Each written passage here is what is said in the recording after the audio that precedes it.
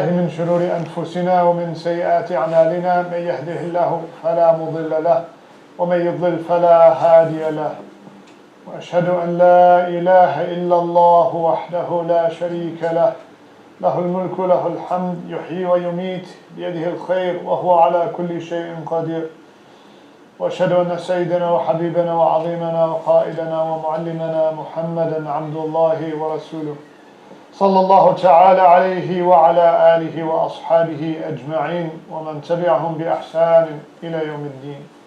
يا أيها الذين آمنوا اتقوا الله حق تقاته ولا تموتن إلا وأنتم مسلمون.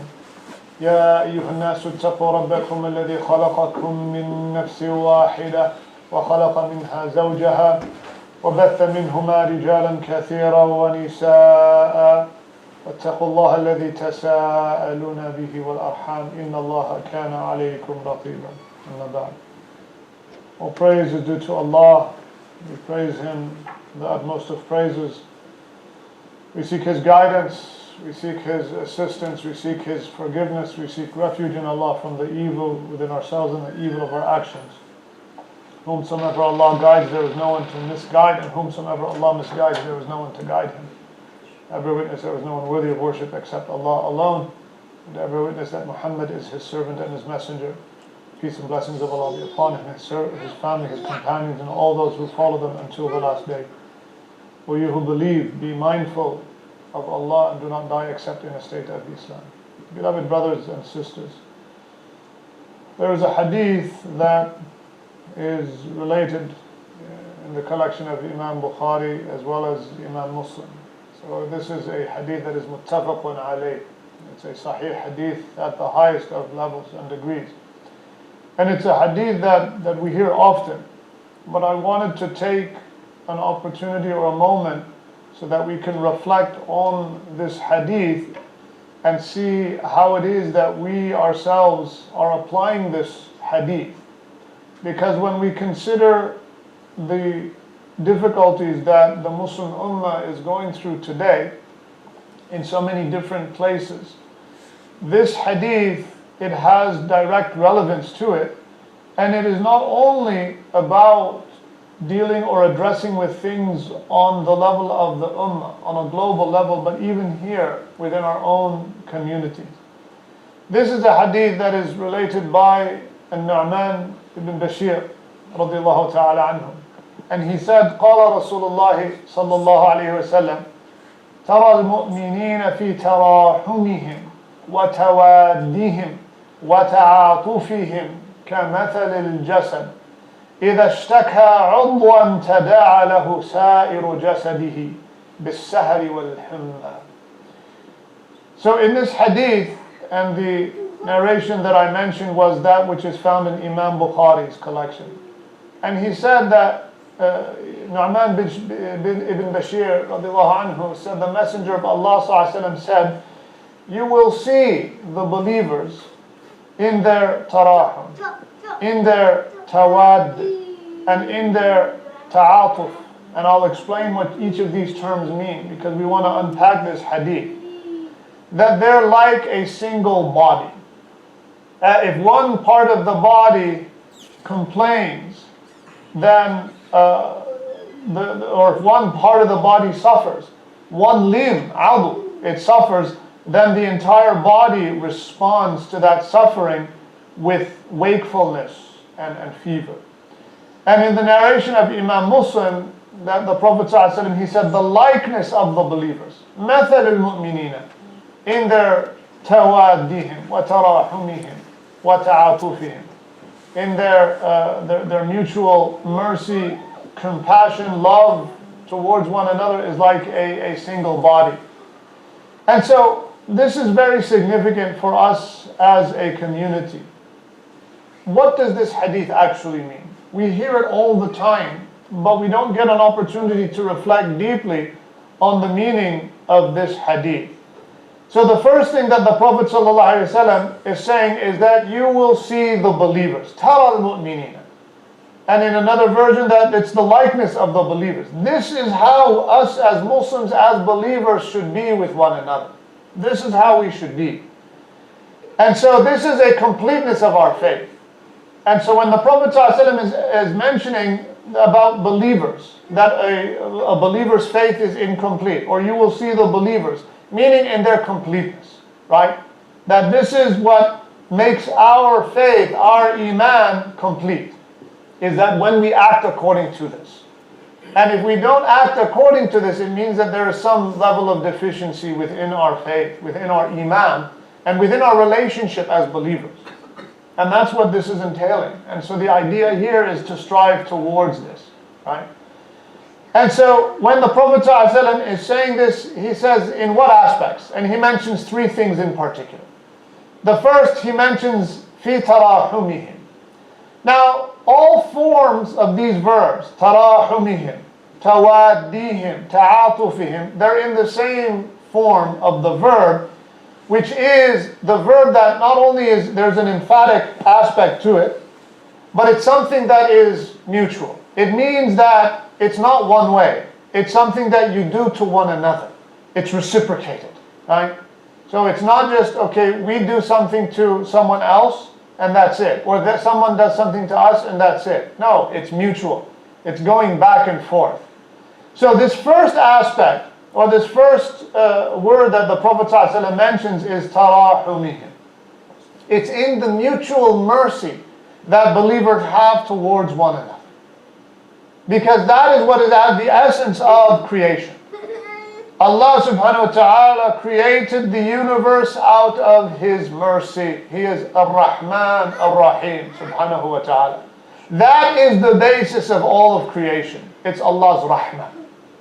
So this is the first thing that Allah wants us to manifest on earth, and especially between one another as Muslims and as believers, is that He wants us to manifest this sense of rahmah, this sense of compassion and mercy towards one another. And so when we have this sense of mercy, ba'duna ba'd, that we have this sense of compassion, that I show you mercy, you show me mercy. We show one another mercy. That this is in our brotherhood, that it is based on iman. That it is in our brotherhood that is based on these lofty principles that Allah has guided us to in Islam, right? And that this is something that is not simply based on blood relations, so that only if a person is related to me by blood, then I would act accordingly. No, our faith takes precedence. That if we're choosing between either faith or blood lineage, somebody is not, for example, a Muslim within the family, yes, it doesn't mean I don't treat them well, I treat them well. But there's a priority that brings us together in terms of our faith, meaning that we don't compromise our faith, right? We don't compromise our faith for the sake of blood relations. And that's what this is referring to. And so, this tarahumihim is that showing that mutual mercy to one another. The second, tawaddihim, and there's a shadda here, that this has to do with the love that we have towards one another, the mutual affection that we have. It comes from the root of wood, right? That Allah subhanahu wa ta'ala, He is al-wadud, He is the loving, the one who manifests so much love or wood.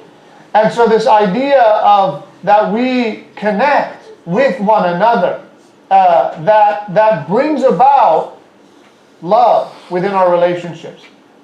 That is how we are able to maintain these relationships, is by showing that sense of love, and that our connection with one another, it should be something that brings about this state of love, right? It's something that brings about the state of love. And so just as the Prophet ﷺ, he said, tahaddu tahabbu. He said, give gifts to one another. Again, it's the same form of the verb. Is giving gifts to one another, you will increase in your love to one another, right? And that's what this relationship is like between the believers. That it's not only based on mercy, which is the fundamental, that's the baseline, that's got to be there. But from that mercy then comes love, because love is a manifestation of mercy. It's a more specific manifestation of mercy. And that's how Allah subhanahu wa ta'ala, His love for His creation is based on His rahmah subhanahu wa ta'ala. And so then when we connect with one another, that brings about the state of mahabba. We visit one another. We have concern for one another.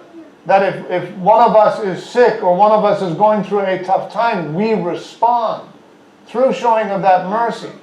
And then the expectation is that if I'm going through something of that sort, then it would be shown to me. So just as I show it to others, it's shown to me. And that's the way of the believers, is that's the nature of the relationship that they have with one another. And then وَطَاعَةُ فِيهِ, and that they are there for each other when they need one another. When there is a sense of need, I'm there to support my brother or sister. I'm there to help them. I'm there to be able to provide that sense of being there for them, right? Because remember, Allah subhanahu wa ta'ala, He is ultimately our means of assistance. And this is why we say, إِيَّاكَ نَعْبُدُ وَإِيَّاكَ نَسْتَعِينُ. We understand that. You alone, we worship you alone, we ask for help. But that help comes through His creation. It comes through Allah choosing you to be a means of support for someone else. And that's that relationship that believers have with one another, is that we're providing that means of support to one another as a means for showing and manifesting Allah's i'an, that He gives that help. وَاللَّهُ فِي عَوْنِ الْعَبْدِ مَا كَانَ الْعَبْدُ فِي عَوْنِ أَخِيهِ. And that Allah is in the aid, is in the support of His servant, so long as His servant is in the support of his brother.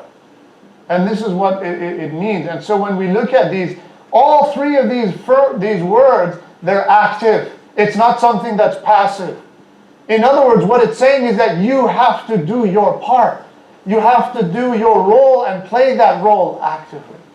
Now, when the Prophet ﷺ is telling us in these three aspects, the tarahum and the tawad and the ta'atuf, we're like a single body. Now this is a beautiful similitude, because what is the body?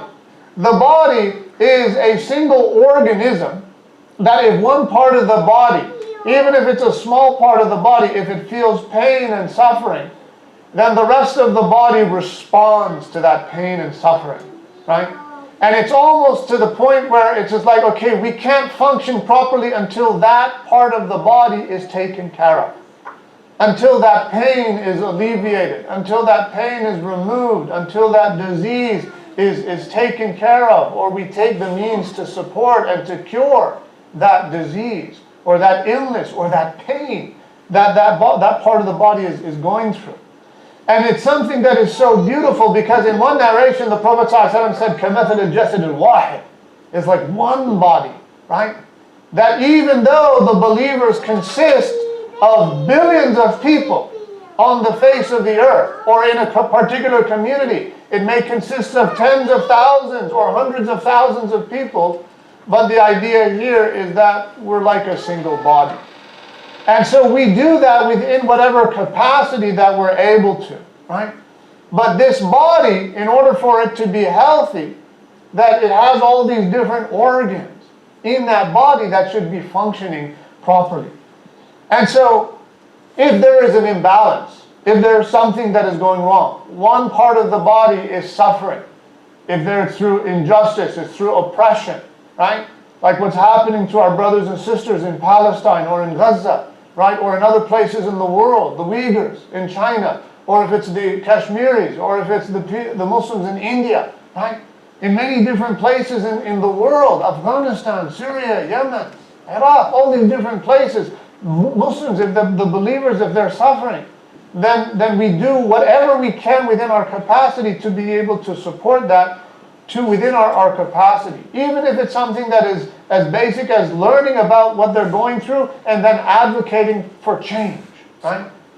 So what we see happening, for example, in campuses nowadays across North America is this advocacy of change, of divestment, so that these universities that are actively supporting the genocide that is taking place in Palestine, that is at the hands of the Israeli government, that has to stop. And so even just speaking about that and speaking out and saying this needs to stop. Why? Because at the end of the day, there are innocent lives that are being lost. That's what this is about at the end of the day. Innocent lives that are being lost. Our brothers and sisters are being killed. They're being killed relentlessly and in the most horrific of ways. And this is something that now it's very much emphasized or amplified in terms of what's happening in Palestine, but it doesn't mean that it's not happening in other places of the world. It's not in the news cycle, so we don't hear about it. Our brothers and sisters in China, the Uyghurs, they're still going through many difficulties. The Rohingyas in Myanmar, they're still going through difficulties.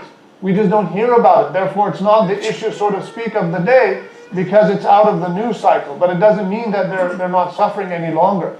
And the same thing with our other brothers and sisters, whether it's in India or Kashmir or Pakistan or other places, that they're going through difficult, challenging times. This is something that we just need to be aware of, and then we take active measures. But this idea of the tarahum and the tawad and the ta'atuf, it's active. It's not something that is passive, right? That we have to do our part. We have to do our role. And so if one part of the body feels the pain, then the rest of us should, as part of this body, should respond. So now the question becomes, well, what role do I want to play? Because the body has so many different cells, so many different organs. And so some people, if they feel more inclined that, okay, they want to help in terms of providing food, right? That to be able to help in terms of giving sadaqah to provide food, that's part of the body that helps in that regard. Or if someone wants to be able to think or strategize, what's the best way to advocate, to help our brothers and sisters, right? Using our aql, using our intellect in order to do that, then that's that part of the body. Or those who want to be a part of the cell of the heart, that gives that sense of comfort and it pumps blood throughout the entire body, right? That without that organ functioning properly, of course, the whole body dies. And that's something that is within us in terms of our faith. That what is at the core of our faith, the ruh of our faith, it's all centered around the heart. But every single one of us has a role to choose, to play. What role is it that you want to play? And you don't have to stick with one role. But then there are those who, they don't have that necessarily, that concern. And so they're just there, but there's not much of a function, right? There's not much of a function. That you're just there, but you're in a passive state. And there are many parts of the body that they're in passive states. The expectation is, I'll let other things take care of things, right? I'll let other things of the body, other parts of the body, they'll take care of it. I'm involuntary, because there are some parts of the body that, okay, there's no sense of control, they're involuntary. But we don't want to be involuntary in the sense of that we don't take action, that we don't do something active. But the idea here is being able to understand what part of the body is it that I want to play in that role. What is it that I have, that I feel that I can contribute to? What is it that I have strengths in, that Allah has given to me that I can use in order to help our brothers and sisters suffering wherever they happen to be? If I happen to be eloquent, if I have strong language skills, I can use that in terms of being that tongue, right? Or if I have experience in terms of being able to strategize and understand things and analyze things at a much wider level, right? That's a gift that Allah gives to some people. Then I'm able to see, okay, well, what's going to be the most effective way and impactful way of helping those who are going through difficulties and suffering and challenges, right? Or if it's just a matter of giving comfort to the brother and reminding them, Manish, this is part of our test in life, and that Allah subhanahu wa ta'ala will reward us immensely once we pass this test of the dunya and we go back to Him. But it's active, we do our part. And so every single one of us, you can do your part in your own way. Find that part. What part of the body are you that you want to play in that role, and then respond accordingly. So that again, we work together so that we can provide the ummah with that type of support. And like I said, it's not something that just applies on a global level. This is something that can apply on a local level as well. Because the Prophet ﷺ is saying, مَثَلُ الْمُؤْمِنِينَ, the likeness of the believers. And so believers, wherever you happen to be. If you're within a single locality, then that's the relationship that we have with one another. As brothers and sisters, as believers, that we're here to support one another, to have mercy towards one another, have compassion towards one another. And so in order for our body to be functioning, right, when things are healthy, things are in balance, then we're good. But when there are things that are out of balance, and there are certain parts of our bodies that are feeling pain, then we go to support it. And so whether we're in ease or whether we're in hardship, we're still one single body. And that's the point of what the Prophet ﷺ is saying. That this is, even though one part might be feeling a pain, right? That once the pain is removed doesn't mean that we're no longer that body. We're still that same body. But we work towards that. We work towards helping and supporting one another by the grace of Allah subhanahu wa ta'ala. Being concerned with one another's affairs, and that we seek to alleviate the pain and the difficulty and the suffering from one another. And this is the way or the nature of the relationship of the believers. So we ask Allah subhanahu wa ta'ala to allow us to be of benefit towards one another, that He grant us the capacity to have rahmah towards one another, love towards one another, affection and compassion towards one another, and that we support one another in the means that will bring about the best of states and to help alleviate the suffering and the difficulties of our body. أقول قولي هذا وأستغفر الله العظيم لي ولكم لسائر المسلمين من كل ذنب فاستغفروا إنه الغفور الرحيم.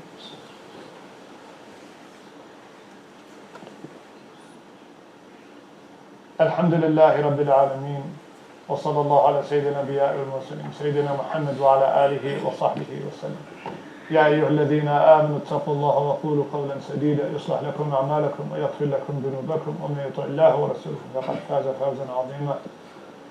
At the end of the day, whatever we do, brothers and sisters, even if it's little or whatever is within our capacity, that do it. Whether it's in terms of financially, whether it's in terms of advocacy, whether it's in terms of dua, or a combination of those things.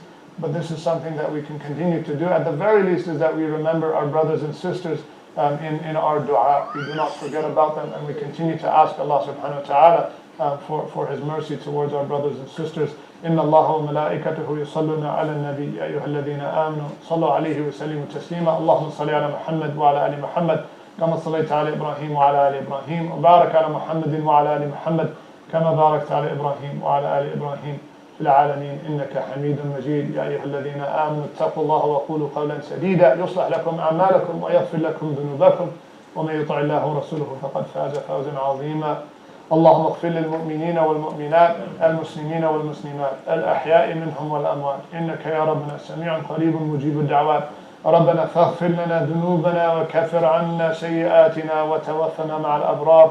اللهم اشف مرضانا ومرضى المسلمين. اللهم ارحم موتانا وموتى المسلمين. اللهم انصر إخواننا المستضعفين المظلومين في كل مكان. اللهم كن معهم ولا تكن عليهم. اللهم انصر إخواننا المستضعفين المظلومين في فلسطين وفي غزة وفي جميع بقاع الأرض في أين مكان يقال لا إله إلا الله محمد رسول الله. اللهم كن معهم ولا تكن عليهم وانصرهم على عدوك وعدوهم.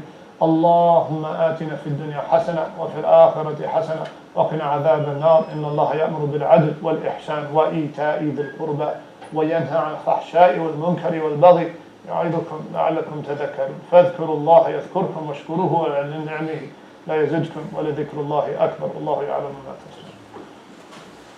الله أكبر الله أكبر.